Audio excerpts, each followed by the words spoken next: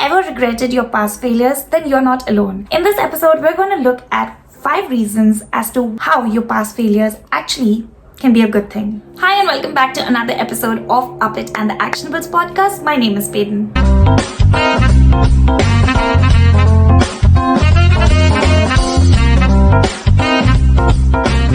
If you're new here and haven't already subscribed, be sure to hit that subscribe button and the bell icon. It really helps the channel out. With that out of the way, let's get into this episode.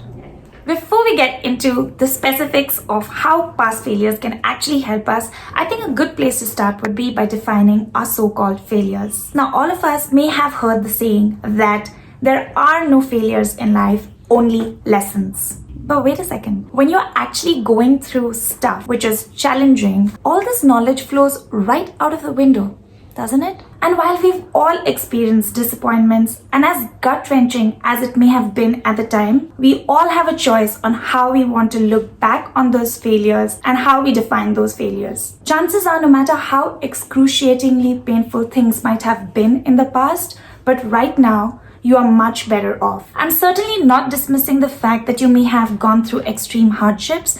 I'm simply pointing out the fact that you're here is a testament in itself that those challenges didn't break you. So can they really be called failures? There's a beautiful saying which goes like this, that the events of the past may be fixed, but the meaning that we associate with it isn't. Once you start to change the meaning that you associate with your past, then you can start to objectively look at your perceived failures, which are actually a blessing in disguise. Do you agree with me? Comment below and tell me, do you look at your failures as just failures or actually a blessing in disguise? Now let's get into 5 specific reasons as to why you should be actually thankful for your past so-called failures. First, like Kelly Clarkson says, doesn't kill you, makes you stronger. It made you stronger. So you may be giving yourself far less credit for the things that you have overcome in your life. Like we established earlier, that we may not be able to change the events that have happened, but we can give ourselves credit that we are trying. Without you even realizing, it has definitely made you stronger. Second is personal power. After you've had a setback and you didn't get the result that you wanted, that moment when you're feeling down and defeated is a very critical time, because from that moment on, you get to choose whether you will be a victim of the situation or if you will fully come into your personal power. So you have a choice. Will you choose to allow the perceived failures to defeat you, or will you choose to look at it as an opportunity?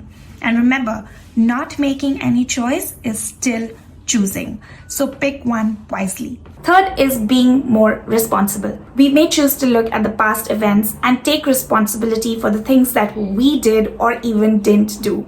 Now I know there are external factors that may have hurt us or harmed us. However, in almost every situation, barring few exceptions, there is always responsibility that we can take for our part. And when we start looking at our past in such a way, then it will help us grow in life, which eventually will help us to pursue our goals in a much better and a responsible way. Fourth is liberating. This one is specifically if you've tried to achieve a particular goal and you have failed. The worst thing was to fail and not be able to get a particular result. So when you have gone through the so-called worst case scenario already, now you have a choice to make. Either you can choose to give up on that goal, set a new goal, or pursue the same goal with a better strategy. And the fifth one as to why we should be grateful for our past failures is actually based on a core belief that I have. I truly, earnestly believe that when things don't go as planned, it's actually a great thing. And here's why I think that way. Whether you choose to believe in God, whether you choose to believe in a higher power, universe, whatever you want to call it, there will come a time when you'll be able to look at your life at a certain point and you'll be able to be thankful for the series of events that actually happened and led you to that exact point. And that, I believe, is no coincidence. And as Steve Jobs used to say, you can only connect the dots going forward. At every point in time, we get to choose and believe whether all of life is happening to us or for us. So those are 5 reasons why I really think we should be grateful for our past failures. Thank you so much for watching or listening on our podcast. If this episode resonated, then do me a favor, give it a like, share, and comment below. It helps the channel out a lot. Meanwhile, don't forget, what you want matters, and it's really up to you to make it happen. Take good care of yourself. I'll see you next week.